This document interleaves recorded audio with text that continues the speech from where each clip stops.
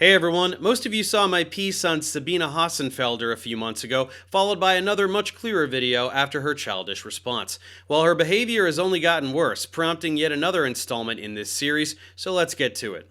If you're new to this fiasco, Sabine Hossenfelder is a former physicist with a YouTube channel who has taken a turn towards promoting anti-science rhetoric as of late. You know, stuff like this. Most of academic research that your taxes pay for is almost certainly bullshit. This is why I don't trust scientists. These people sit on cozy tax-paid positions with no other task than producing useless papers that no one understands and therefore no one dares criticize. I made a very soft video elucidating some of her objectively fallacious and problematic narratives without trying to start too much direct conflict, but I was not terribly surprised when she released a response arrogantly doubling down on all of her ridiculous statements, insisting that science is failing. You know, like a disingenuous fraud. So I did a follow-up about how science is absolutely not failing, highlighting how she has zero capacity to speak as an authority on the entire body of scientific knowledge and the communities surrounding every subfield within it, as she now attempts to do. I made it clear that she's just spewing anti-science rhetoric on the internet for cash, something that is blatantly obvious when you look at the view counts for the videos where she does this, and I described with clarity how she is one of many figures contributing to the avalanche of science denial that is tearing our society apart. In it, I said this: make a pointed and informed criticism about whatever you want. Just stop pretending that's all you're doing, because it isn't, and you know it. But do go ahead and make another response, tripling down on your rhetoric, ignoring everything I said, just so you can drop another brilliant ad. Again, I was not surprised at all when she did exactly this, tripling down on her insane lies just so she could drop another brilliant ad. Here is "Science is in trouble and it worries me," with a thumbnail that reads, "I call it bullshit research." In it, she spends about 15 minutes flashing graphs and exclaiming, "See, science is telling us that science sucks now." She also references Trump lackey Elon Musk, since his fanboys make up a big chunk of her audience, as well as Peter Thiel, the billionaire bozo behind the rise of the Weinstein brothers, and who funds a pseudo-journal whose sole purpose is to run articles dismissing climate change and evolution. She even plays a sensationalist snippet from Fox News. Oh, and because she's also insanely petty, she also decided to say this. This isn't about me versus some guy who makes money from insulting others. This is about the future of science.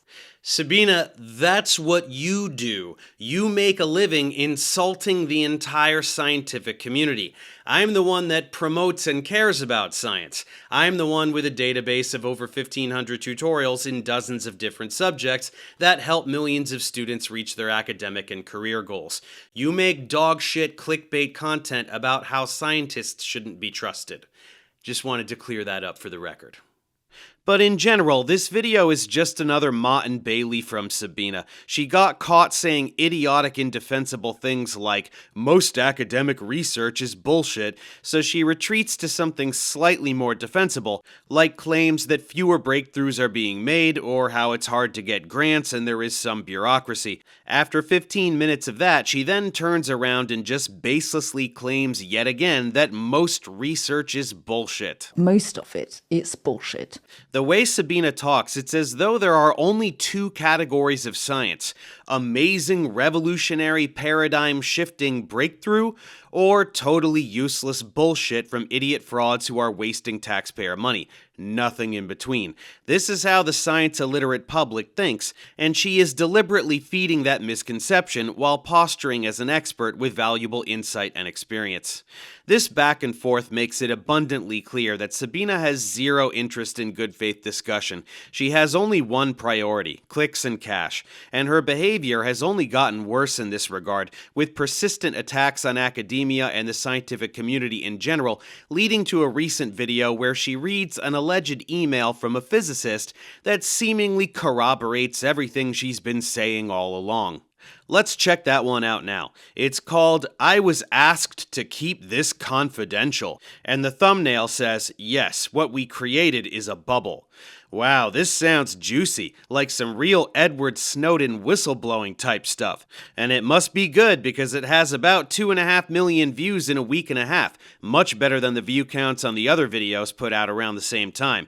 I'm sure that wasn't anticipated at all, or in any way a motivating factor for making this video. Let's have a listen. I want to read you an email that I was asked to keep confidential. I've been thinking about this for a long time, but I now believe that reading it to you will go some way to explain why I'm worried about the status of scientific research generally, but especially in the foundations of physics. I received this email about 7 years ago after I published a comment in Nature Physics titled "Science Needs Reason to be Trusted." In it, I explained how I lost trust in scientific self-correction after I realized how much of what's published in the foundations of physics is nonsense and continues to be nonsense. This email came from someone who I've met a few times but don't know in any depth, and who at the time worked at a top institution in the United States. To honor the request of confidentiality, I've removed some details. Hi Sabine, I'm if you remember me.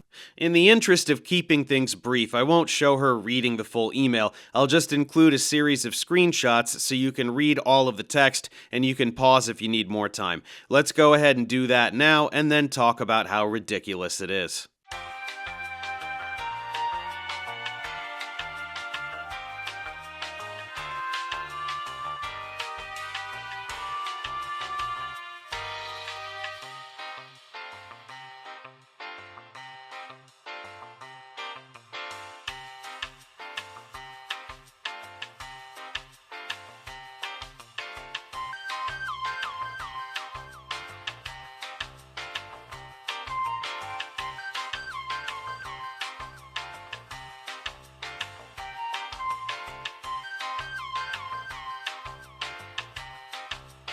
Alright, now that everyone has the gist of this, I'm just gonna go ahead and say it. I don't believe this is a real email. Let's go over the reasons why this is the case. First, let's all agree that this email contains no new information. It's Sabine's script verbatim, in more or less her voice. It's all the things she has already said dozens of times, just supposedly written by someone else. This is not a bombshell. This is not something you sit on for years and then randomly make a big deal out of it. We don't even see the actual email, just some scrolling text.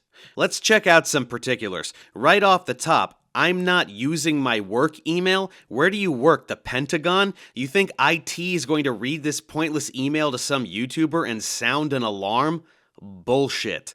The next paragraph sounds like Sabine inflating her own editorial as though the entire scientific community is waiting with bated breath for her angry rants. This reeks of James Tour pretending the origin of life research community cares about his blog post apologetics. Next is a long bit that sounds the most like it was written by Sabine. This is not how physics operates. This is a twisted caricature of the physics community, a narrative that Sabine peddles to science deniers for money. And in just a moment, we will hear from a few physicists to get some perspective on exactly how fallacious this is. So I'm sorry, but no actual physicist would ever write this. Particle physicists are not hiding inside particle accelerators. They're doing physics. And the idea that their children would die of hunger if they couldn't smash some more particles together is grotesque. This next part is the most idiotic. An author of a model, who knows which one, of course, admits it's all crap. Just some blows and whistles meant to trick morons into giving them grant money. The next bit is more of the same. For people who pay us, all we do is just noise? That's not even a sentence. Why would this person be explaining to Sabine things she already says repeatedly as though it's new information? This clearly is not for her to read, but her viewers. Then more patting herself on the back and pretending that anything she said in her little opinion piece would actually affect how grant money is distributed in academia. The next part is the real giveaway. I understand that all what I wrote above might sound a bit harsh. Sorry for this. This imaginary person is regurgitating the exact bullshit Sabine has been spewing for years back to her in an email, and then is apologizing for being harsh. How does that make any sense? It's like your coworker ranting to you for 5 hours straight about how awful your boss is, and then you reply with, "Hey, our boss really sucks. Sorry for being harsh." It's stupid. Once again, this is clearly for her viewers to read, not her. And then, of course, there is the convenient and totally baseless claim that this is not just how high-energy physics works, but all areas of science. And this person should know, they're an expert in literally every area of science, just like Sabine. Give me a break. Real scientists do not talk like this. Period. Forget the crappy grammar, which wouldn't fly even if English wasn't their first language. Scientists do not pretend to know the intricacies of what's going on even in other subfields of their own area, let alone entirely different areas of science. In a moment, you'll hear from some real scientists who demonstrate precisely this point. But in general, if your bullshit alarm doesn't go crazy while watching this text scroll, I have some magic beans I'd like to sell you. On top of everything in this email being objectively false and matching Sabine's script flawlessly, the idea that a researcher would give her this ammunition, someone who is famous for publicly disparaging academia, and just ask politely to keep it confidential, knowing that she has no motive to keep it private, and that it would only cause further detriment, is just too much to swallow. Nobody is that stupid. I can't prove to you that this email is real, so you'll have to take my word for it. Pretty convenient, Sabine, don't you think? You know that you could have shown the actual email and just blocked out the sensitive information, right? Oh, would that have been too difficult to fabricate? And of course, if you didn't have this bit about being asked to keep it confidential, you wouldn't have that juicy clickbait title, now would you? I don't think that taxpayers are stupid. We're not paying physicists for crazy new hype. We want to see results. And soon taxpayers will start asking some tough questions. No, they won't. Lay people have absolutely no idea what scientists do. This is just Sabine pumping up her delusional viewers who think they understand science better than scientists. Lay people can't read primary literature. They can't summarize the first thing about literally any area of scientific research. They have no idea what any potential applications of the research would be. And in the rare instances in which it impacts their daily life, they fumble it left and right because of frauds like her who misrepresent it to them on the internet through false narratives that make them feel empowered and special. The rest of the video is Sabine flashing graphics about specific experiments and equipment and how much it costs and how stupid it all is. How stupid these scientists think the public is that they are supposed to just shut up and believe their work is so important.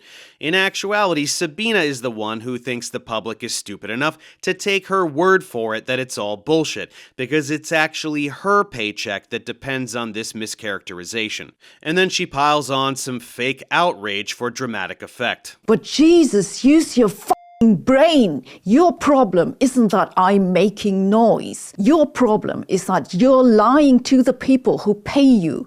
Your problem is that you're cowards without a shred of scientific integrity. Cowards, cowards, I say. Does this sound familiar? There are plenty of academics that have the intellectual chops of C.S. Lewis and Dietrich Bonhoeffer, but they have not the impact because they're cowards. This is a rhetorical tactic. If she gets this worked up about what cowards all these physicists are, then there must be something to it. Who would fake this kind of passion? It's the same as James Tour whining about origin of life research he doesn't understand. The more you watch Sabine, the more you see how much she's just like him, minus the evangelical angle. Which actually makes it even worse. James is hopelessly brainwashed. He has convinced himself he's right. Sabine knows exactly what she's doing. It seems like some people are starting to catch on to what Sabine has become. In fact, the usual brilliant ad is gone, replaced with another sponsor. Maybe they decided it wasn't a good fit anymore. Bad optics, perhaps. And more importantly, a few physicists have finally decided it's worth their time and energy to start addressing this avalanche of nonsense. Let's hear from them now. First, let's talk to Eluned Smith, a particle physicist at MIT. She uses rare beauty decays to search for new fundamental particles at mass scales above the collision energy of the LHC. For context, here are a few quotes from Sabine that I will be referencing in the interview. I want you to note the stark contrast between the bitter, cranky, failed scientist spewing abject falsehoods and a real scientist who actually does science. The more I saw of the foundations of physics, the more I became convinced that most of the research there wasn't based on sound scientific principles. I never intended it to be offensive. I just explained why thinking up new particles isn't a good strategy for progress in physics, and why that had gotten an entire discipline stuck. And naive as I was, I expected physicists to think about it. I expected rational debate. But that never came. No one was interested. No one is interested. But I knew it was bullshit, just as most of the work in that area is currently bullshit, and just as most of academic research that your taxes pay for is almost certainly bullshit. Is a foldable phone a breakthrough invention? Is gradually cramming more and more pixels and transistors into headsets a sign of progress? Aren't machines on the moon more of an engineering feat than a scientific revelation? Is this the end of science? Eluned, thanks so much for talking with me today. So what do you do at MIT? What kind of research? Yeah, so I'm a particle physics researcher here at MIT. So with my group, we look at the data produced at the Large Hadron Collider at CERN, and we analyze that to find out more about our universe. That's fascinating. So hopefully we can chat more about that another day. Today, the priority is some of these comments from Sabine. So I wanted to start with her video, I failed, why academia sucks. So there's this quote here. The other thing that happened was that the more I saw of the foundations of physics, the more I became convinced that most of the research there wasn't based on sound scientific principles. So I don't know. What do you think? Is physics research predominantly based on sound scientific principles? Yes. So I think to give the benefit of the doubt to the speaker, I suspect she is talking specifically about the theory of particle physics, but this kind of highlights the danger of making these kind of claims on a platform for science communication and outreach, because most people will see that statement and, as you've correctly done, kind of assume that it's a statement about all of physics, right? Kind of that physics research generally broadly isn't built on scientific or pure scientific principles, which is quite, so I can say specifically from particle physics, which is my area, why I think it is built on sound scientific principles. We perform observations of the world around us. So we know from astronomical observations that we have to have something called dark matter. So something which accounts for lots of mass, but doesn't interact with visible light. And we don't know what that is. And nothing in our current theory can be dark matter. And we also, so my research, for example, we really ask, why is it that around us, everything around you right now is made of matter, right? Like all your atoms are made of protons and neutrons. But all the forces we know about, all the particles we make at the LHC, matter and antimatter, are produced in more or less the same amounts. So we don't understand where the antimatter has gone. And these are examples of why we know there have got to be other fundamental forces out there beyond what we currently know about. And we also know that these new forces have to respect a lot of different symmetries, because these symmetries correspond to the conservation of quantities that we also know from observation are conserved, like energy and momentum. So you put all of this together and you can come up with a hypothesis, and then we kind of ask, okay, given all of this, we know there has to be new fundamental forces. What are the experiments that we can best build that will give us the most new information on the characteristics of these new forces? And then we go ahead and we build these experiments, and then we look at the data. Okay. So yeah, I think that's a fairly sound. We have observations, we have a hypothesis, and then we test it with data. Right. Yeah, it's not a flight of fancy for grant money. It's a rigid empirical approach to doing science. I think so. Yeah. Okay. So this next one here. She's talking about why that had gotten an entire discipline stuck. Naive as I was, I expected physicists to think about it. I expected rational debate, but that never came. No one was interested. No one is interested. Is particle physics stuck? Is there rational debate among the community about which directions to proceed in, or is it just this echo chamber of everybody making things up and perpetuating, fantasies? Yeah, no, I wouldn't agree with that characterization. So, firstly, again, it is really important here to highlight how diverse particle physics is as a field. There is, some of our colleagues in theory who sit down and do what we call model building. So they will write down kind of potential new forces or fields that could explain these things we don't understand, like dark matter or where the antimatter went. But again, I can talk about my research specifically as an experimentalist. Like what we do with my group at the LHC, we basically we look for these signs of these new forces in a very generic way. We basically say we are lucky that we live in a quantum mechanical universe. So this means that like if you had some new force, even if it was like way heavier than the energy that we can currently create at the LHC, these new particles should still have some impact on these lower energy processes via their quantum imprints, basically. And this is a very generic way of looking for signs of new physics. And we can simply look at the probability with which we think a process will happen. We then compare that to the prediction, where the prediction is calculated assuming only the forces we know about. And if we see deviations, then that implies there's got to be this new physics out there. And if they agree, even at that level of precision, that also tells us a lot about the characteristics of these new forces. So it is not like, it's not that we kind of, one person comes up with one model and that's the only thing that's tested. Like it's a very blanket approach to kind of probing with what, the probing our current position and the current scale that we know the universe is at. By taking more data, we basically probe the universe at smaller and smaller scales in a pretty generic way. Right. There's many researchers testing many ideas. And so then obviously you are publishing in the literature, you're going to conferences and things. What is the atmosphere like when you and your colleagues are discussing your ideas? Very constructive or combative, or what's that like? Yeah, so there's always a lot of discussion in terms of again, it's very hard to characterize an entire field in one sentence because there's just this field is very diverse. So if I talk about from the experimentalist side, of course, a lot of what we will be discussing is, have you understood, have you calibrated everything correctly? A lot of discussing on stuff like statistics, etc.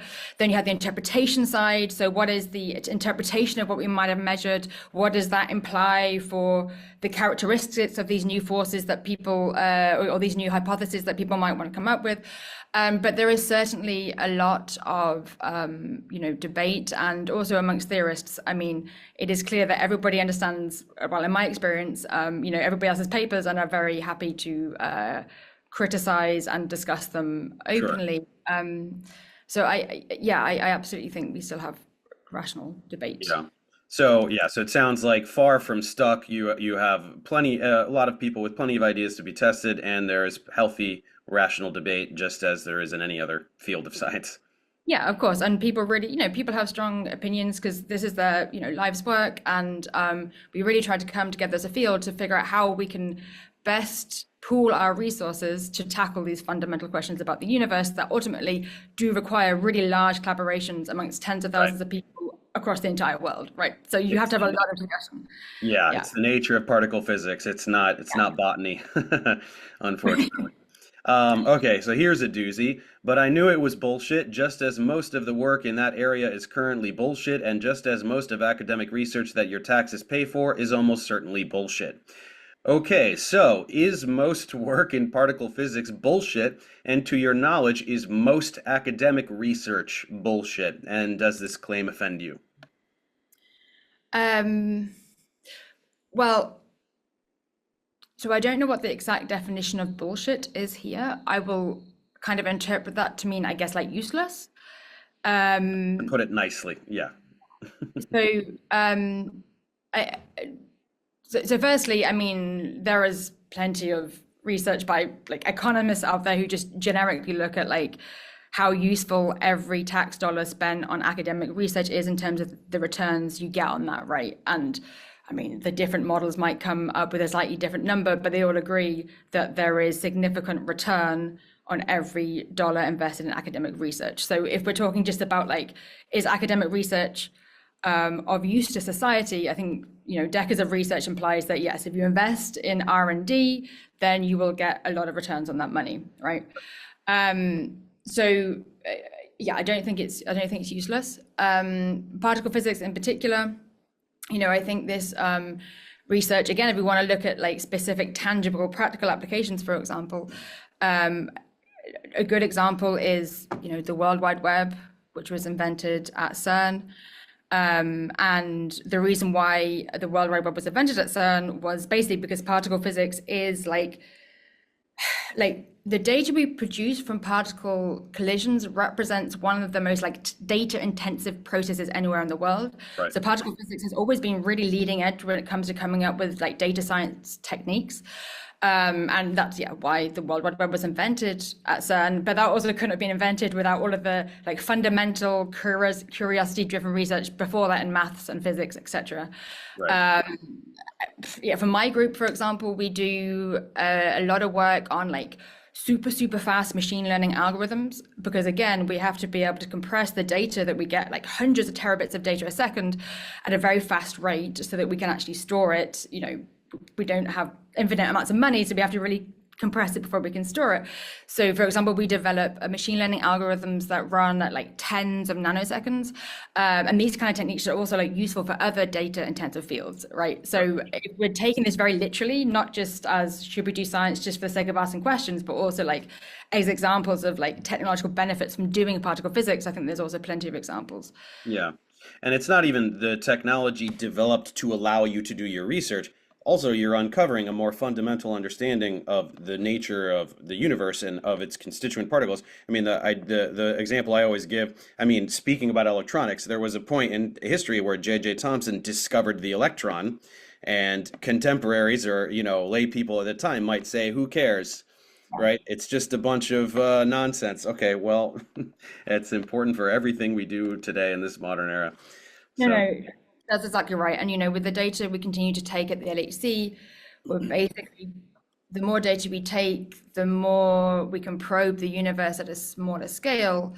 And one day, and it may be in the far future, but at one point, we don't want our current ignorance of the universe to be the limitation of in the future at some point for humanity, right? We have to keep asking these questions. Yeah. There's no telling what our new understandings may yield before the understandings arrive. We have to learn and then see what we can do with what we've learned. Okay, so just a couple more really quick, or just one more, I think, or no, two more. Sabine is talking in this Is Science Dying, right? This title, Is Science Dying? She's talking about, we got a foldable phone, machines on the moon. Isn't this all engineering? Is this the end of science? Science is in big trouble indeed. I'm paraphrasing her quote. It's in the video. Is this an accurate depiction of the status of science? Well, I think we just kind of talked about this. Is there nothing happening in science that stands to improve our understanding? Yeah, that's basically what we just discussed. Is there anything you can point to? Well, I think you just did though, right? Most recently, just in terms of our improvement of electronics and things like that. What if you could summarize in the last 50 years of particle physics, 2 or 3 things that have improved the quality of life that are yielded from your field? Well, I think the World Wide Web is probably the. That's quite a big one. Incidentally, the reason we're all in this mess as well. And then I would say, another example indeed, like we really pushed the limits in terms of kind of this very fast type of like machine learning algorithms. And there's also, for example, proton therapy for cancer. So this is when instead of using electrons, you use protons, which really better target the tumors. So patient, and that has come about because of the type of research we do in particle physics. There you go. Cancer treatment doesn't get any better than that, I think. Okay, last one. This is from the video. The thumbnail reads, "Still the same crap," and Sabina's all angry on the thumbnail. Um, this question basically just, is physics dying? Right? There's this narrative being peddled by figures like Sabina and Eric Weinstein and these people that nothing has happened since the quantum revolution. The field is stagnant. There's nothing happening. Is that a fair assessment? They usually talk about string theory dominating all of the funding. Is string theory really the only thing happening in theoretical physics? Is physics dying? Is it hopeless? What's going on? So the quantum revolution here, I assume they're talking about, the earlier 20th century Yeah. when kind of the foundations of quantum mechanics were laid down. So since that, I mean, we have firstly developed really the current model of particle physics as we understand it, something called the Standard Model. So since then we have understood like the strong force, so what holds the neutrons and protons together. We've understood the weak force, which, for example, is what allows a neutron to decay to a proton. We've understood what gives all of us mass. So this is the Higgs boson, discovered in 2012. We've also made, just my experiment alone, which is called LHCb, we have discovered, I think, around 65 new particles. So these are things called hadrons. A hadron is any particle which is held together by the strong force. And I should stress the strong force is still pretty poorly understood because it behaves in a really weird way. So like most forces, when you get further apart, they get weaker, which, so if a light's really far away, it gets dimmer. But with the strong force, when you get further apart, it gets stronger, which is not intuitive at all. And this makes it mathematically pretty hard to deal with. So there's still loads of stuff that we don't understand. And these new particles we found, they're like kind of new states of matter. So we used to only have particles like a proton or a neutron with 3 quarks inside them. So quarks are these fundamental particles that interact with the strong force. And now, just in the last 10 years, we've discovered you can actually have particles made of 5 quarks, like a different state of matter. And this is telling us a lot more about the strong force that we really don't still understand that well, to be honest. So in terms of, pure fundamental physics, like advancements, particle physics advancements, I think that's a good example. And I think we do tend to not kind of celebrate this as much, right? We find these new particles quite often, and I don't think we can make enough of a fanfare about it, that these are, like new exotic states that we did not know existed before we had the LHC. Why does the Higgs boson get all the fanfare? What about all the other particles, the other new particles? Yeah, so there is a difference there in terms of the Higgs boson is a fundamental. So this is a fundamental new particle. So it basically represents an entire new kind of field, as opposed to the way that these these new hadrons are different ways in which the particles can interact to produce a different particle. But it's still like, like in astrophysics, you might be like, oh, we found like a whole bunch of new exoplanets. That's really cool. It's like, yeah, we found a whole bunch of new hadrons. That's really cool. It's a very similar, we keep on finding these new things out, but I think we don't discuss it so much. I think, over the last 100 years, yes, there's been a lot of things happening. Yeah, there's this the rhetoric always centers around, like, in the quantum revolution was this enormous paradigm shift. Where is the next paradigm shift? But what I'm hearing from you is that we're still figuring out this paradigm, right? We're still filling in all of the gaps of the Standard Model and making all these new discoveries. It doesn't matter that a particle was hypothesized 50 years prior and then only discovered last decade, right? We're learning and figuring out how the universe works, and it's odd to me that people would call that being stuck when we're just doing the work. It takes time. Okay, a lot of my work is focused on, so the fancy name for the strong force is called quantum chromodynamics, or QCD. Right. All my work is focused on the fact that we still really don't understand QCD very well. It's really hard to understand. It's tough. Like it takes a lot of work, it takes a lot of, but we are still fundamentally like chipping away at our understanding of the universe, and that's kind of cool. Yes. And to all these detractors, I say, where's your idea? Where's your work? What are you doing to figure these things out? I don't think they know what QCD is.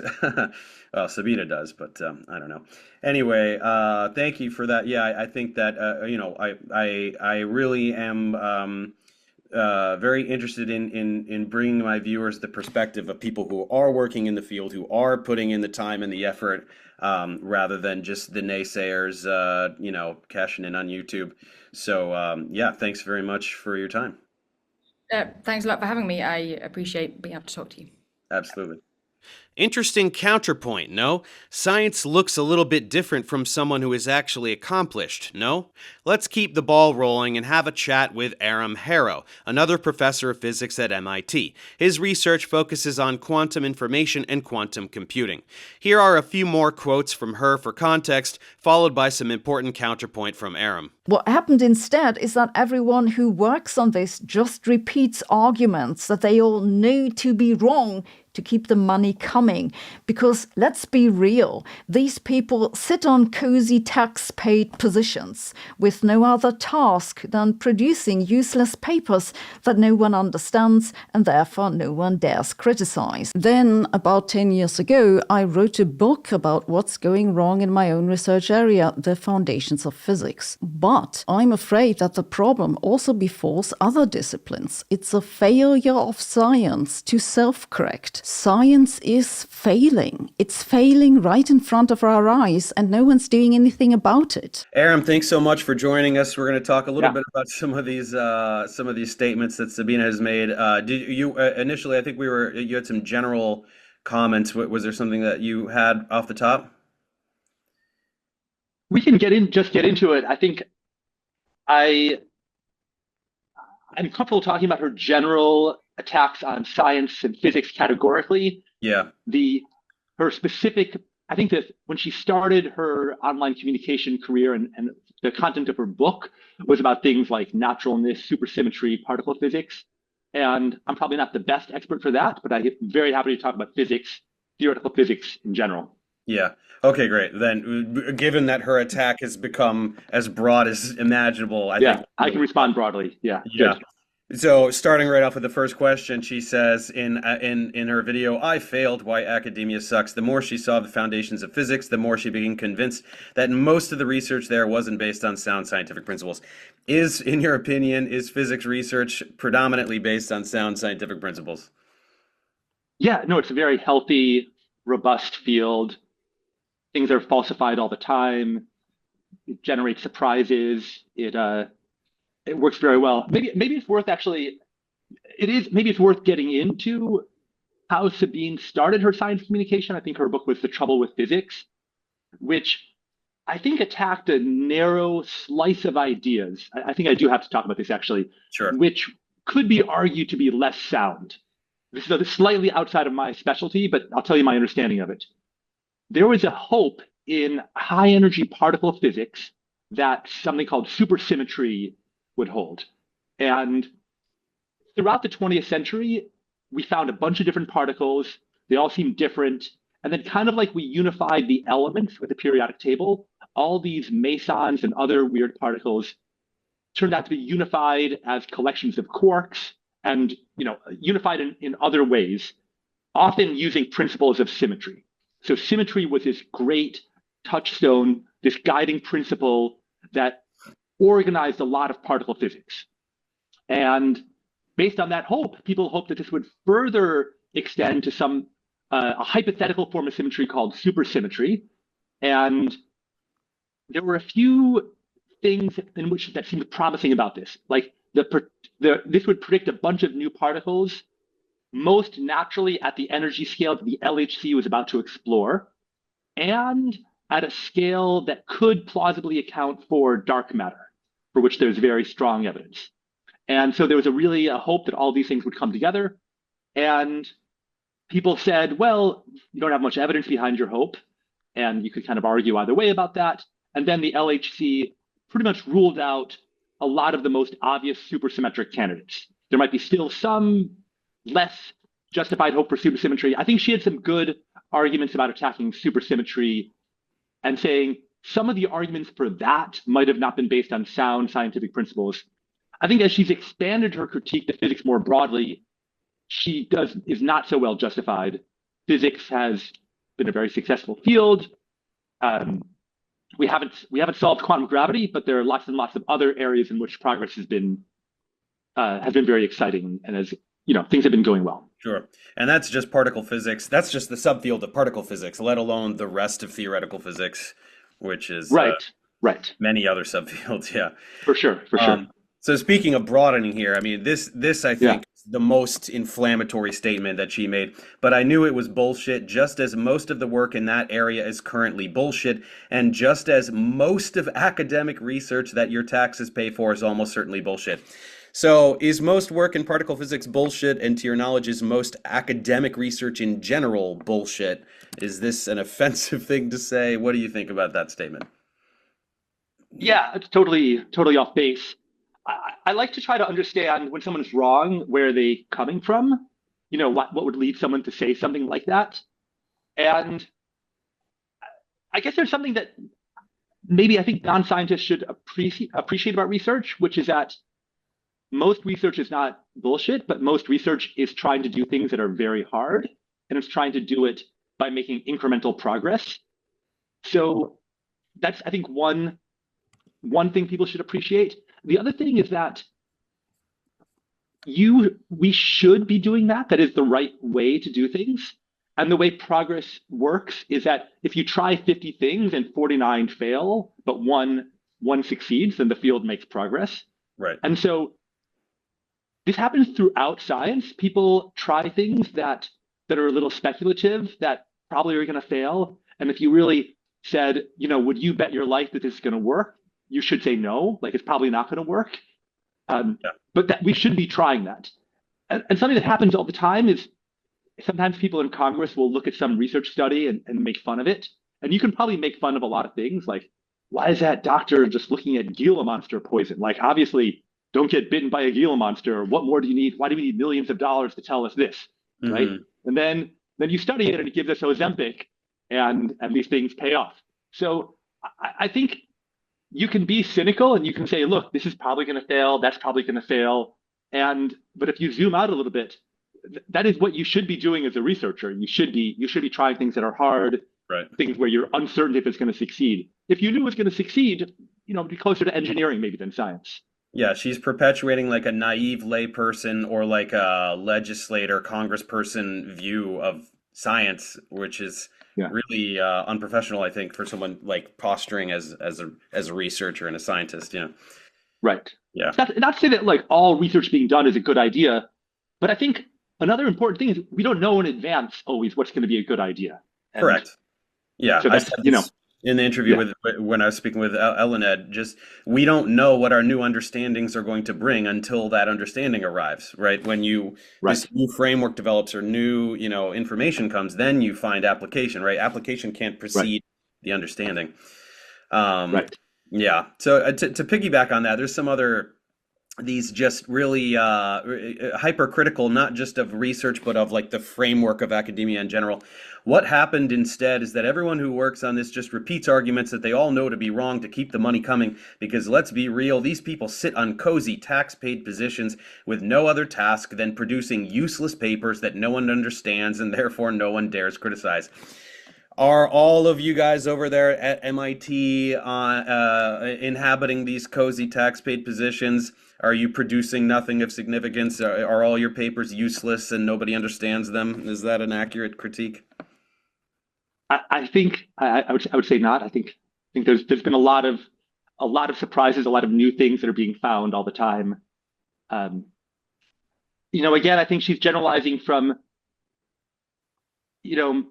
maybe there might be some people every so often who, a subfield might get stuck in a rut and they're not being very innovative, and maybe they should figure it out faster. But overall, even physics is discovering tons of things all the time. I don't know. Right. Yeah. I mean, it's hard to like summarize in an interview or in a video or anything like that. But I strive very much to try to convey to the public exactly how fruitful science is and how dynamic and how, but just this, the papers are useless and nobody understands them. I mean, she's pretending to be a physicist and just saying, well, I don't get it, so it's not true. I try to steel man argument. So, what is the best version of what she's saying? And you could say maybe most papers are not very useful, but again, the field, you know, if you write a technical report that's only useful to the one person who follows up on that work, Right. that's Then still it's useful. that produces that incremental. But I mean, so useless you could steel man, but no one understands. First of all, the idea that no one understands them, any professional in that, maybe she doesn't understand because it's a different subfield from the one she studied, so she doesn't understand the field. No one dares criticize. I mean, I get the impression that you guys, you There's a probably lot of go to criticism. conferences talking all the time, right? There's a lot of debate. I would say the most important thing we do as a researcher is not to solve the problems, but to try to figure out what the most important problems are to solve. And there's constant debate about what is the right approach, what Sure. should we prioritize, what's promising, what is a subfield that's stalled and we should stop investing in that. Right. It's very dynamic. You cannot rest on your laurels. Yeah. And I guess it's also, people do leave these jobs and go into industry where they make a lot more money, and it's actually could be hard to get back in because the field moves on quickly. Right. So it's not on one thing, and then to get back into this ever-changing landscape. Perhaps there are a handful of egos kind of clinging on to an idea that's become somewhat obsolete, but to pretend that one figure like that could be representative of the entire field of physics is ridiculous. Yeah, but also I don't think it's bad to do that. So one person I like to think about is Cataline Carrico, who this mRNA pioneer. And she had an assistant professor job. She was working on the idea of mRNA for therapeutics. And there were a lot of arguments why that was a bad idea. Because if you put mRNA into your body has these proteins that will just destroy it immediately. Right. And that's it. And your body is mRNA ready. in every cell all the time, right? In the cell, it's okay. If it's in the, I'm not a biologist, but my understanding is if it's outside the cell, then the body will just like blast it. They'll say, no, you should not have mRNA there. We're going to wipe it out. Okay. And so they had to modify the U in, the U base to be some fake version of U that would prevent it from being. So her grant applications were rejected. She didn't get tenure. She was the stubborn person obsessing over this thing. Right. And the whole field was telling her that she was wrong. It wasn't just like an outsider like me. The whole field was telling her that she was an idiot. This is a bad idea. It's never going to work. And she said she was a fanatic. She's like, well, I believe in my vision. I'm just going to go for it. And that is the right thing. It's good that people do that. If no one did that, we would be worse off. So we kind of need people to go for an idea. I mean, I guess the conclusion is our ideas did work. Obviously, they led to the mRNA vaccines and so on. But we need people to pursue ideas that seem like they're probably not going to work. That is actually the correct thing for science to do. So if you come as an outsider and you say, look at all these people pursuing ideas that are probably not going to work, that's part of it. Yeah, guilty as charged, right? Yeah. I think we should be doing that. Absolutely. Here's another, just two more really quick. She's talking about a book that she wrote, and she's afraid, what's going wrong with the foundations of physics, but I'm afraid that the problem also befalls other disciplines. It's a failure of science to self-correct. Science is failing. It's failing right in front of our eyes, and no one's doing anything about it. So this is the ultimate, speaking completely out of turn. Do you think that any physicist is qualified to comment on the status of the entire scientific community in every subfield and make this kind of a sweeping generalization? Yeah.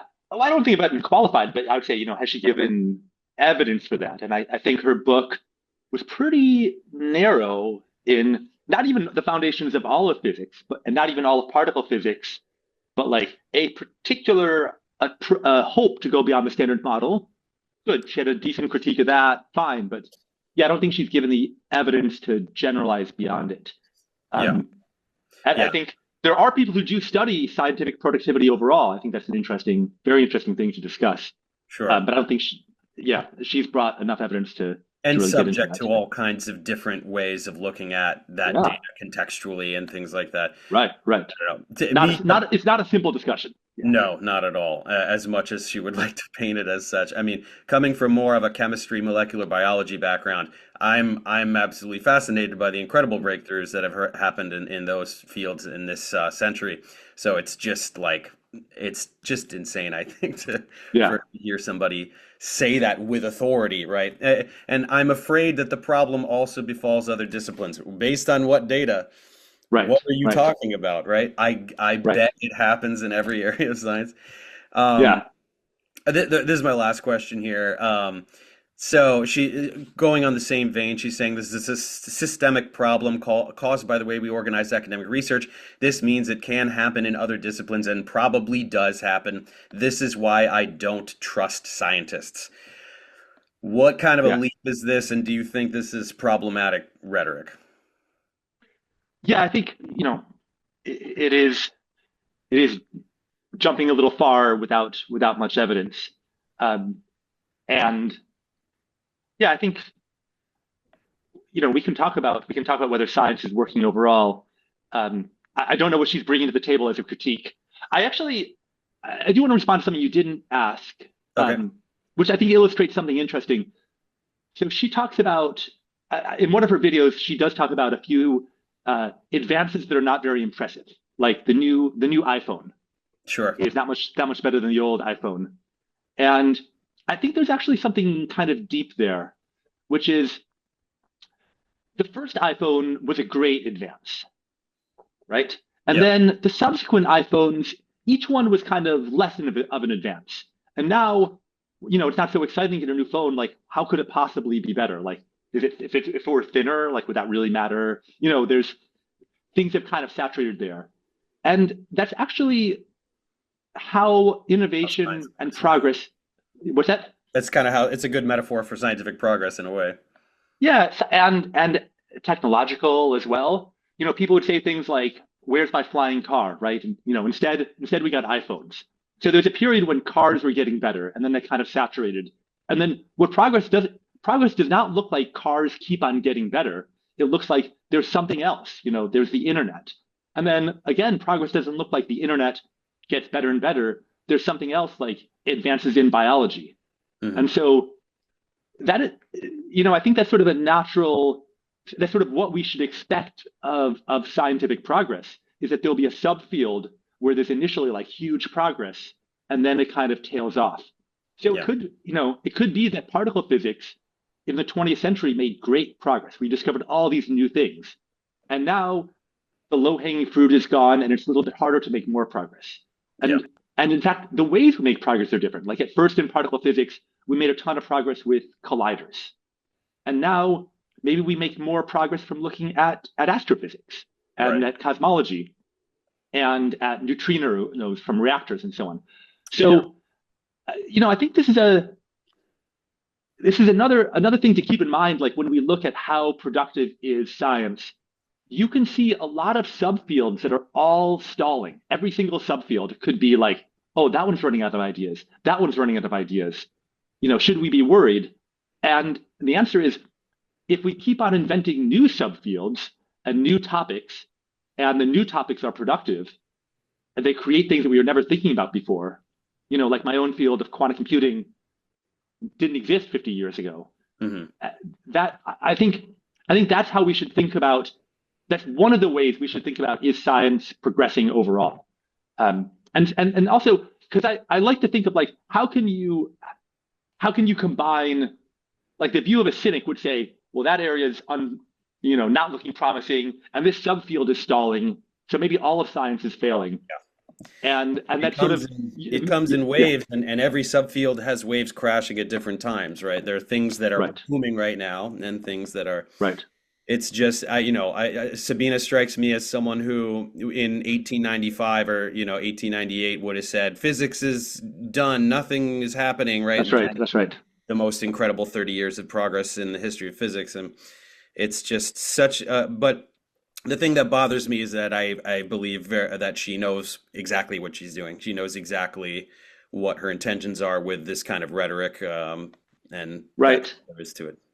Yeah, the videos might be less interesting if she said, the scientific establishment is making the right choices, their Yeah. judgment calls are the right ones. I have nothing to add to their correct decisions. The videos would be a lot shorter and less interesting then. Maybe that's part of what's going on. Yeah. And you can see from the view counts Yeah. what is being Yeah. rewarded here. Yeah. Okay, thanks very much. Yeah, I really, really appreciate that perspective. That was very My pleasure. informative. Do you have anything else to close with, or? No. Thanks for putting this Amazing. together and for working on this. Fantastic. Thanks so much. Yeah. Another excellent chat with someone who is actually contributing to science, unlike Sabine. Well, let's do one more, shall we? Everything is best in threes, after all. Let's now talk with Tracy Slatyer, yet another professor of physics at MIT. Wow, MIT represent. Tracy does dark matter research. Yes, that thing that science deniers love to make fun of, thinking that an entire community of researchers who gather data about a thing that definitely exists can be discredited with "nuh-uh because me think it sound funny." Let's hear what a real physicist sounds like when discussing this topic. Tracy, thanks so much for joining me. What do you do over there at MIT exactly? Well, yeah, thanks for inviting me. I'm happy to be here. I work primarily on dark matter. I'm a theorist, so I try to figure out what dark matter might be, how dark matter might manifest in various experiments, and how we would tell if it's dark matter versus something else if we did see a signal. Now, there's just before getting into the Sabine stuff, there's so many people out there that just think, oh, dark matter is stupid. It's a flight of fancy. I think partially because it was named so whimsically. Do you have a soundbite, just a 20-second thing that you could say that can convince people, like, we're very, very sure, as sure can be that dark matter exists, we just don't know what it is? I can attempt it. So, yeah, I mean, all right, let me think. I'm really putting you on the spot here. Indeed. So when we say dark matter, all we mean is that there appears to be some component of the universe that behaves like matter in that it has gravity, but we don't know what it is. Like that's really what dark means in this context. I mean, in some sense, dark matter is a parameterization of our ignorance in this regard. There are lots of things that dark matter could be. We don't know what it is, but we do know that we have done a large number of really precise measurements that look extremely consistent with the statement that whatever this new component is, it behaves very much like some new kind of matter that behaves just like ordinary matter gravitationally, but doesn't have other interactions. Right. It's non-baryonic. It doesn't do like what we learned in the Bohr model in 10th grade, absorb the photon and electron, right? It's not like that, but I think exactly. And I mean, when I say the early studies of dark matter were really just at the level of, oh, look, it seems like there's some extra mass here that we're not seeing in the stars. The galaxy rotation. It seems like stars and gas clouds are orbiting a bit faster around galaxies than we might have expected. And at that point, it was completely plausible to say, oh, maybe our theory of gravity is wrong, or maybe there's some additional mass. But since then, at this point, I would say the main evidence for this kind of dark matter component is cosmological. We've measured thousands of degrees of freedom in the cosmic microwave background and in observations of the large-scale structure of the universe. And that really all looks shockingly consistent with just this one new component that is really boring in some sense. It just behaves totally like ordinary matter, except that it doesn't really interact with radiation. Yep. So to me, the Occam's razor hypothesis is there really is some new matter component that doesn't interact with radiation. And then once you know that, there are a ton of open questions as to what is this stuff? Where did it come from? But it's really hard to do much better than a 1 degree of freedom model that explains thousands of data points. Yeah, that's what I was looking for. I think a lot of people are stuck on this, decades ago, first becoming aware of this potentiality way of looking at it, not realizing all the empirical science that's been done over those decades to really confirm in many different ways that this matter is there. We're just not sure of its exact nature. So sometimes in public talks, there's a nice graph on Wikipedia actually about, the scientific method as sort of a cycle where you get some data and then you try to, you come up with possible explanations for that data, and then you do follow-up experiments to try to test the possible explanation. And this is exactly what happened in the context of the dark matter theory. Right. We had some initial data, we had a bunch of competing hypotheses, we came up with additional tests to do in cosmology and in observations of colliding clusters like the bullet cluster. And those data mostly pointed in one direction, which is what we're looking at does appear to be an additional form of matter, which is why most of the field has shifted in that direction. You're lying. You're part of the corrupt ivory tower. You're lying to protect your grant and your funding, and you know that dark matter is ridiculous.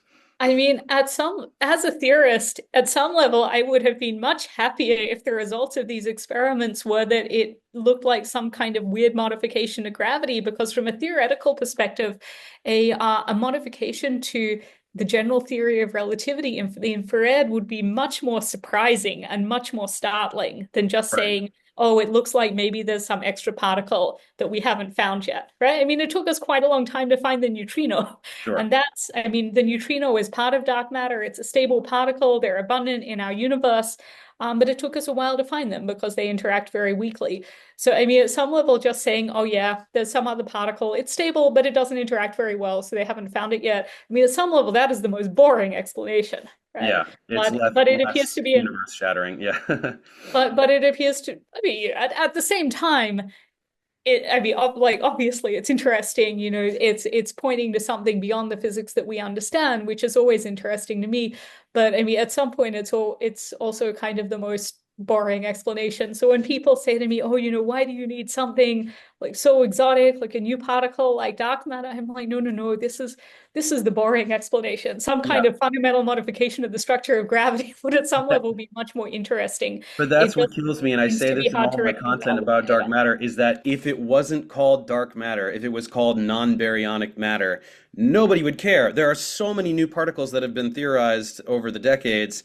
The lay people don't care at all. It's just that physicists have whimsically selected the name dark matter that gets everyone freaking out. They're just like, this is ridiculous dark matter. Sounds like the dark crystal fantasy. Like, it's just... We could try to make transparent matter work if you think it would be helpful. I mean, transparent matter is a more accurate term than dark matter. This stuff doesn't absorb light. Let's start the petition, because I'm just so tired of lay people like not getting this. Anyway, let's dive into this stuff. So, Sabine, piggybacking on basically what we were just talking about, she says that she thinks that thinking up new particles isn't a good strategy for progress in physics. The whole discipline is stuck. She thought physicists would think about it, that there would be rational debate, but that never came. No one was interested.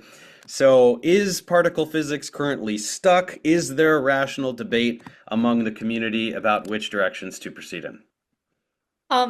So the short answer to your question is yes, I think there is a lot of debate. I think you may have noticed when talking to physicists, we're not actually usually very shy about getting into arguments. Yeah. And having fights over what we think is the right way to proceed.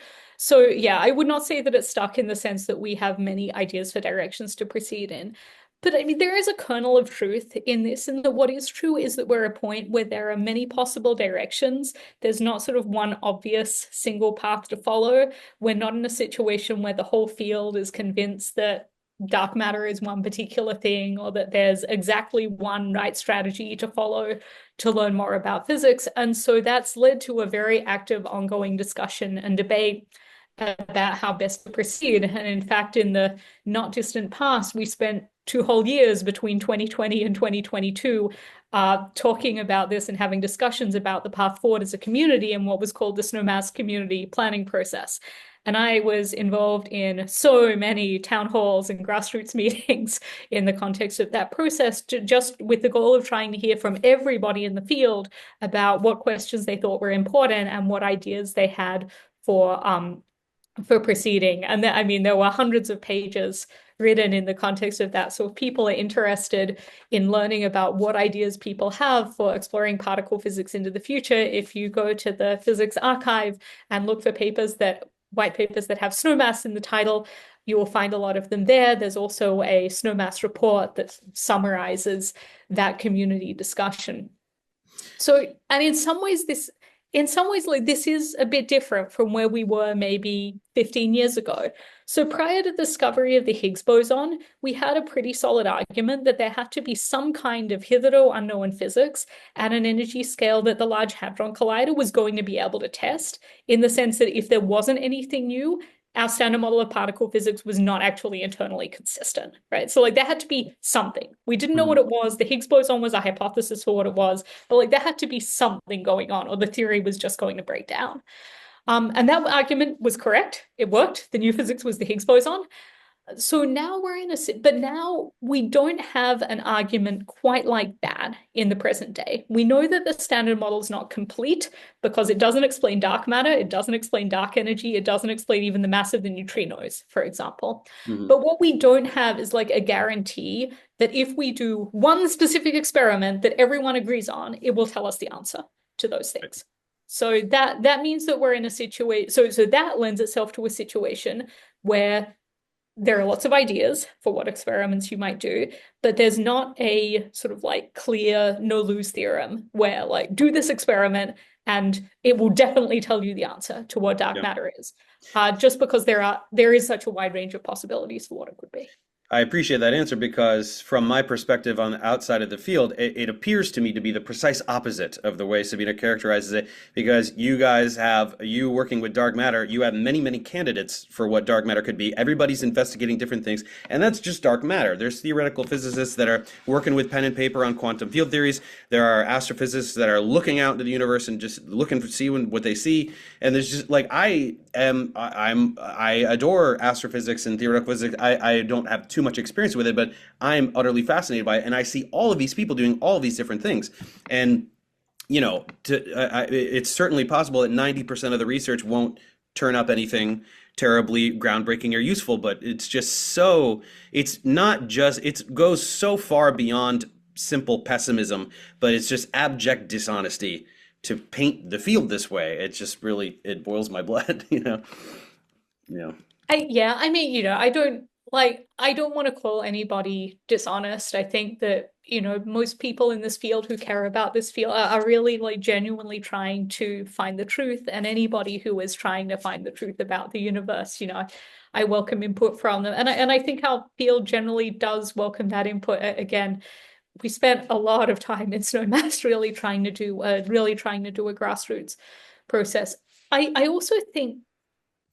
do think that there is a sort of broad question about, you could call them like top-down versus bottom-up approaches. I think that, partly with the success of the search for the Higgs boson, in that epoch, a lot of people sort of had the feeling that the right approach to theoretical physics is to say, like, you develop a theoretical understanding first that tells you what the right answer is from first principles, and that guides your experimental program and tells you exactly what to do. And like, that's the top-down approach, and it was really successful finding the Higgs boson. But that top-down approach was also why, many people were pretty hopeful that we were going to find supersymmetry at the Large Hadron Collider. And so far, we have not found evidence of supersymmetry at the Large Hadron Collider. And that has spurred a lot of, reflection in the field. And what I've seen over the last 15 years or so is that the field has actually made a big swing in response to that to more sort of bottom-up approaches, where the question is not like, what is our best candidate for what dark matter could be? But instead, the question is, all right, what's the space of possibilities for what dark matter could be? And how do we make sure that we don't miss something super obvious, right? Like how do we make sure that we really think about, all right, what's the range of possible answers to this question? What kinds of experiments would allow us to test these different possible answers? And how do we make sure that we don't miss something because of concerns that this top-down approach might be causing us to miss signals that are actually very detectable just because we haven't looked in the right place. And one kind of like large-scale question that the field is discussing, and like very openly, I've had a lot of conversations with people about that, about what is the right kind of balance between these between this sort of top-down strategy and this bottom-up strategy. At the moment, I think we're in a regime where there's so much to do from the bottom-up perspective that this isn't a very hard decision. There are a bunch of directions where you can build where you can especially like exploit recent advances in quantum sensors and our understanding of exotic materials to build experiments that are not very expensive and let you have sensitivity to dark matter scenarios that you just had no sensitivity to before. So there's a lot of sort of relatively low-hanging fruit to pick. But you can ask the question like, okay, what if in, like 10 or 15 years, we pick all the low-hanging fruit, we do, we really try to like build up this bottom-up program and search for this wide range of possibilities for dark matter. And what we have in, 15 years is still like a bunch of null results. It would be really nice at that point to have top-down principles that you can trust to some degree that would give you some guidance as to, okay, where should you try to probe more deeply? Where should you try to search more deeply? So, you mentioned people doing paper and pencil theoretical work. A chunk of that is, just trying to understand what could self-consistent theories of physics beyond the standard model look like? What kind of guiding principles might we be able to use that would allow us to understand where to direct our experimental efforts? And I mean, to me, that's very complementary to the approach that my part of the field is more focused on at the moment, which is you're trying to make sure, okay, let's not miss something stupid, right? Like, let's not miss an obvious honking dark matter signal because we just didn't know how to do the analysis. Yeah, you need the Sherlock Holmes using deduction to try to figure out where to look, but sometimes you need the 30 people arm in arm sweeping the field. Exactly. Just what are we going to find? Maybe you find this key piece of evidence that changes the whole investigation. But speaking of the research that you guys do, I mean, this one I think is one of the most offensive statements that Sabine makes. What she says here, what happened instead is that everyone who works on this just repeats arguments that they all know to be wrong to keep the money coming, because let's be real, these people sit on cozy tax-paid positions with no other task than producing useless papers that no one understands and therefore no one dares criticize. So contrary to everything that we've been talking about, you know you're wrong. You and all your colleagues know you're wrong, and you're lying to keep the funding coming in. Your papers are useless. They're gibberish. Nobody understands them, and it's all just to keep the money flowing. Is that how it works? Yeah, I think, if I wanted to make a lot of money, there would be much easier ways to do it than this. Like making YouTube videos, I think would make more money, at least the way she well, does. I mean, I don't know that YouTube videos are that easy, but let me say one thing, because I think this is actually important. So I've sometimes people ask, like, what do you think is the most important trait of a scientist? People who are like, oh, am I smart enough to be a physicist? Like, am I, do I have the math skills needed for this? And to me, the most important trait of a scientist is integrity. And like bar none. I mean, curiosity is really like curiosity, I would say, is probably the second most important. And then like intelligence and willingness to work hard. But the most important thing is integrity. Like in the absence of integrity, all of those good qualities can be useless or actively detrimental in the case of like people who falsify data, something like that. The goal here is to understand the truth. I mean, we're trying to understand how the universe works at a fundamental level, to understand things that, nobody in human history has ever been able to figure out. And that is really hard. And we only do it by working together and being honest and candid about the things we understand and the things we don't understand. Mm-hmm. And that's my goal. So if anybody thinks that I am repeating arguments that I know to be wrong, I would really like them to tell me that directly and point out what it said and explain like why it's wrong and why they think I know that it's wrong, right? I mean, I'm sure that, of course, I'm sure that I have said things offhand that are not completely correct just by accident. I really appreciate when people point that out so I can fix it.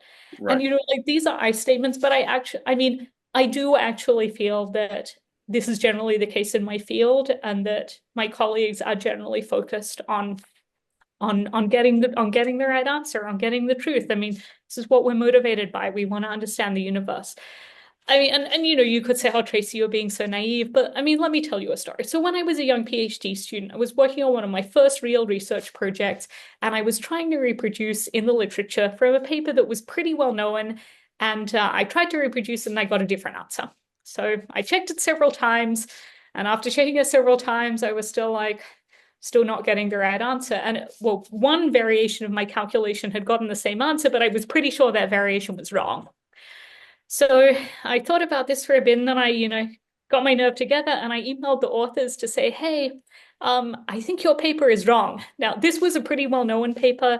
It had been out for about 6 years. The authors were extremely prominent people in the field, and I was a second-year grad student who had written one paper. So I was pretty nervous about this. And also I was like, oh, the paper is 6 years old. Even if they're nice, it's probably going to take them a long time to check up. But what actually happened was that about 2 days after I sent that email, they wrote back to me and said, so I had suggested in my email, maybe the error is X, because I had gotten the same answer as them when I made this particular error. About 2 days later, they wrote back to me. They said, you're right. We checked it. We went back to the paper. We confirmed. We agree that this is the error. We have fixed what we think is the error. Here is the modified version of our result. Can you check it against what you're getting and tell us if you get the same answer? Wow.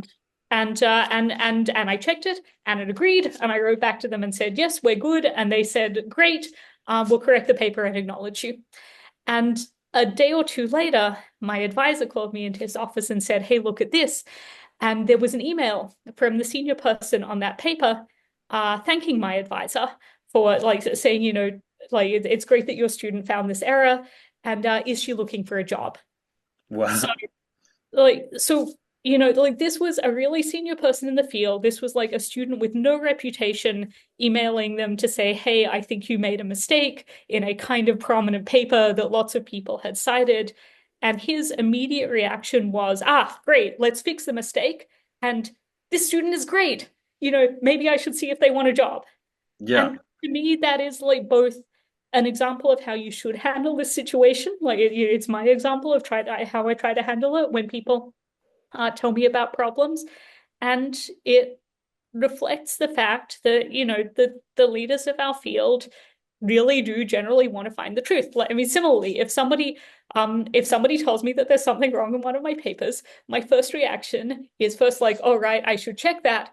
And if they're correct, great, thank you so much. I hope my papers are, you said are my papers useless? Well, I hope they're useful. I spend a lot of time and effort on my papers. In general, the reason I write papers is because they answer a question where I'm personally interested in knowing the answer.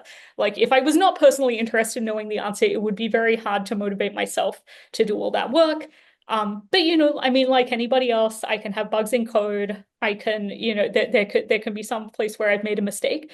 If somebody else can try to reproduce the work and point out to me where the bug is or where the problem is, that's great. Because it allows me to make the paper actually correct. Yeah. In terms of what go ahead, finish.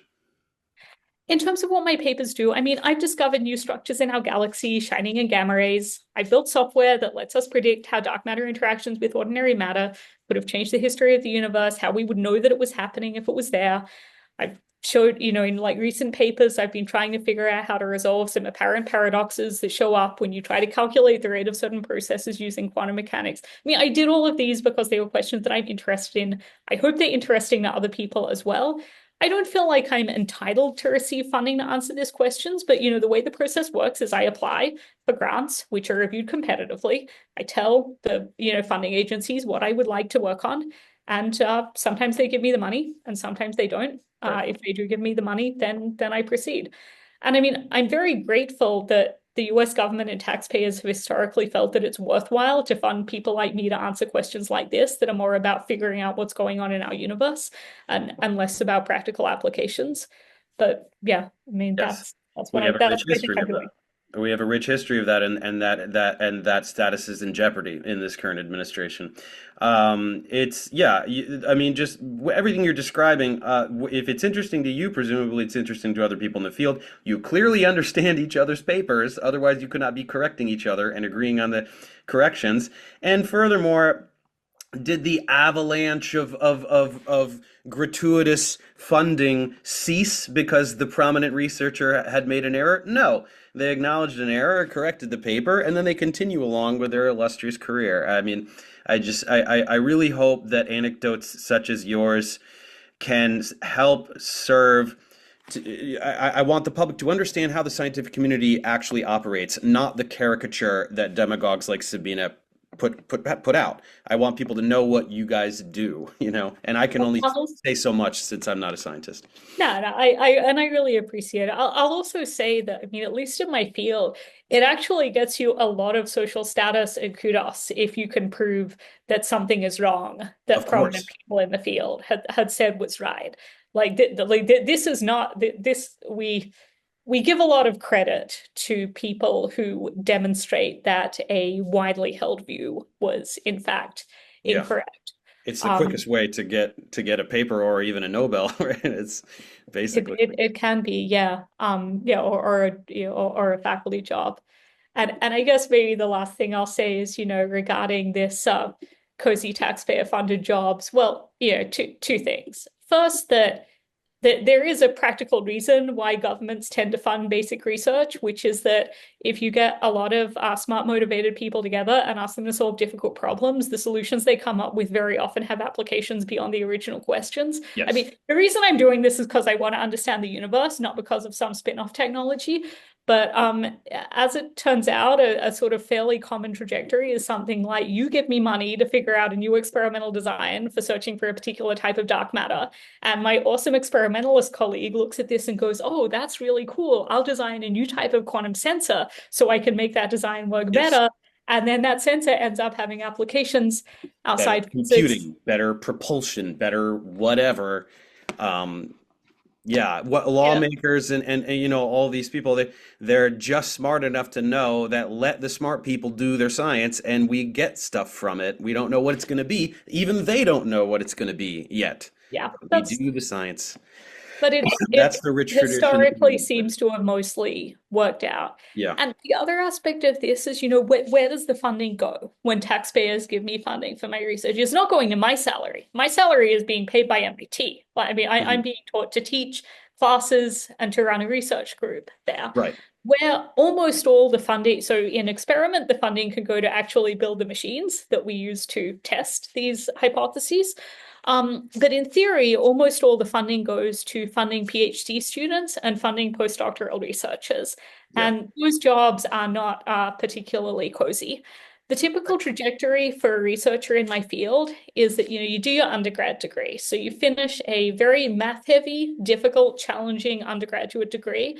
If you're going to go into grad school, you're typically somebody who has really excellent grades. You could go get a job in finance or consulting or tech, and your friends who do that instead are going to be making Way. significantly more than twice as much money as you from the very start. And Yeah. instead, you go off to do a PhD, which is not very well paid. Like you're going to be living with roommates for the next 5 years while your friends are going and like buying houses, starting their jobs, and Hmm. having kids.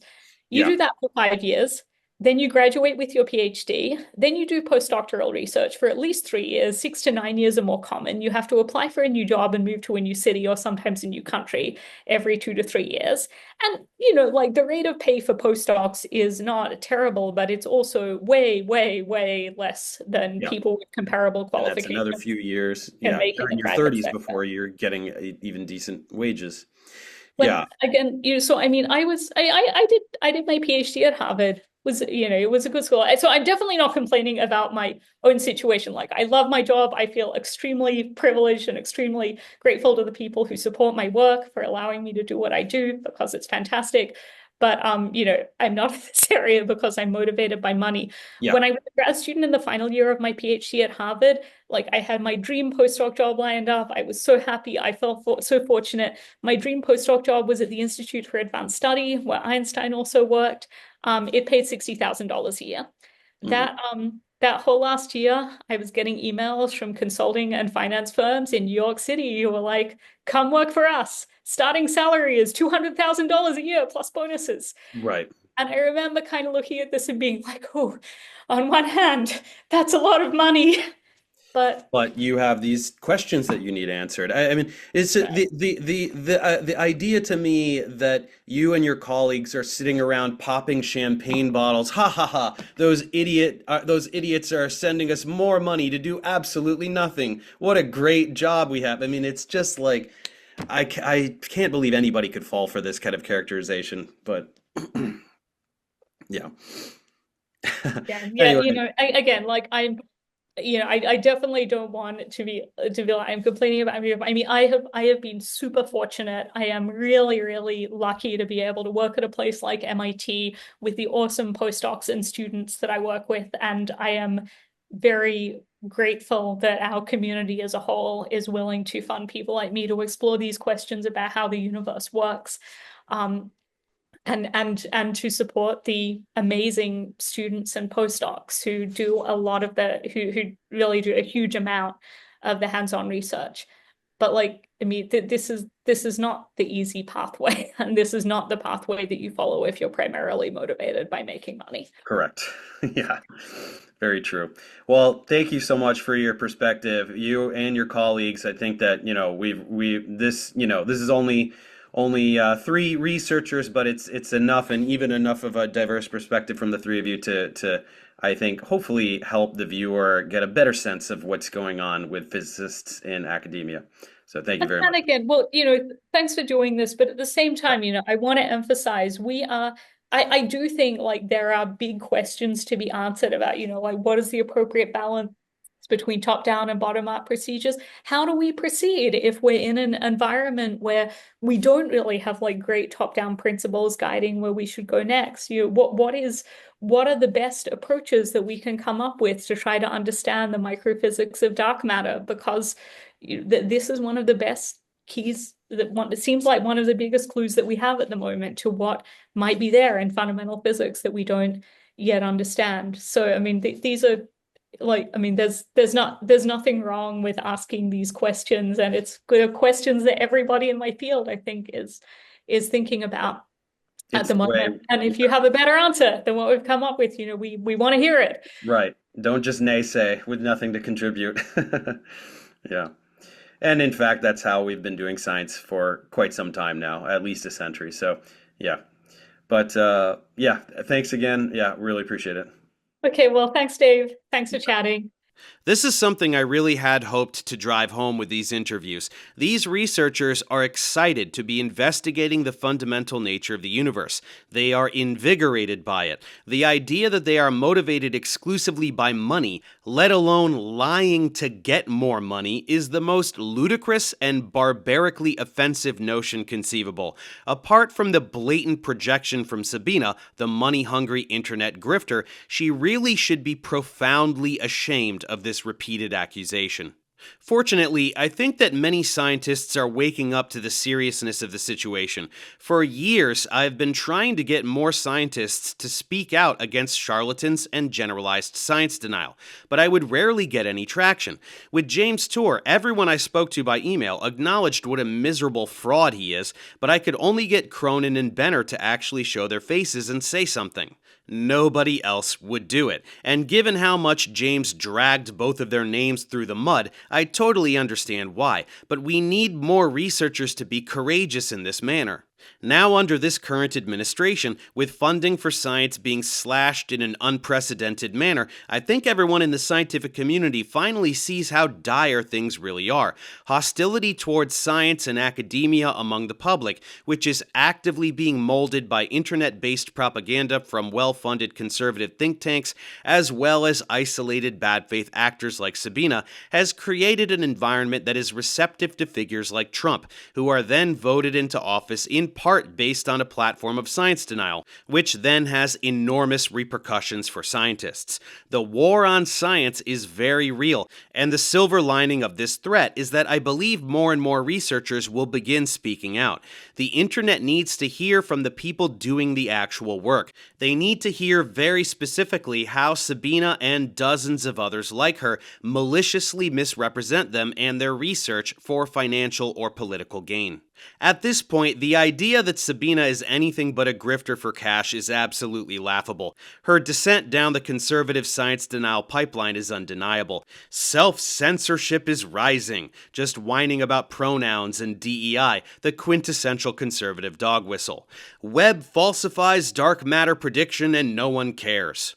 To be interpreted as dark matter is stupid and made up, and climate change is stupid and made up, and trans ideology is stupid and made up, because as I've said many times before, it's all related to the layperson. Crisis in cosmology got so much worse. Crisis, you guys. Then, to demonstrate her complete lack of integrity, she sometimes throws in, new physics breakthrough could change everything. Sabine, I thought physics had been totally stagnant for 50 years. The case for string theory just got stronger? Really? I thought they were a bunch of idiots soaking up all the grant money to do absolutely nothing. There is zero consistency. That's the nature of clickbait. And to reiterate a point I made in my first video about her, if she only did these vacuous little hype pieces, I would never have said anything. Her pop-sci videos are not worth much, but they're not specifically harmful. These other ones are. She keeps doing them because of the view counts, and I believe the ones that aren't like this are just put out to give the illusion of balance and also the authority to speak on current research no matter how far outside of her expertise. But however you slice it, over time she has slowly drifted down the right-wing rabbit hole, like fixtures in the anti-vax community who flaunt a degree and minimal practical experience to lend credibility to their script of lies disparaging real scientists. Sabine does the same. She wants her viewers to think that she was just too good of a physicist to be tethered to this sinking ship. In actuality, whether it's due to a lack of ability, her insufferable attitude, or a combination thereof, Sabine is nothing but a bitter failure who didn't get the illustrious career she wanted. So like a scorned ex-girlfriend, she tries to set the whole thing ablaze and cash in from afar. What's next? I wouldn't be surprised if she starts promoting intelligent design and conducting interviews with Stephen Meyer. That seems to be the next notch on the pipeline. Anything to keep her science-denying fans satiated, the ones who are already hostile towards academia and are looking for anyone and anything to reinforce their hatred. And boy, are they transparent with their biases. One trip into any of her comment sections is a harrowing experience. Endless comments about how this isn't just physics, it's climate science too, and whatever other science they've been trained to deny by the other propaganda they consume. Good thing we have such a super awesome whistleblower and beacon of truth to trust blindly. Sabine embraces the support of these buffoons so much that she has even taken to retweeting literal Nazis. Take a look at this guy. This is his pinned comment, so you absolutely can't miss it even if you look at his account for 5 seconds. Now see Sabine's reaction. You'd think a German would be a little more eager to distance herself from Nazis, but here we are. So that's it for today. We can all see that Sabine will never disengage from what she's doing, so all I can do is shine a spotlight on how ridiculous she is, while also amplifying voices from within the scientific community, the people who are actually putting in the work to help us understand the universe. Will Sabine issue yet another childish response, whining about how science is a big dumb poopy head? Probably. Until next time.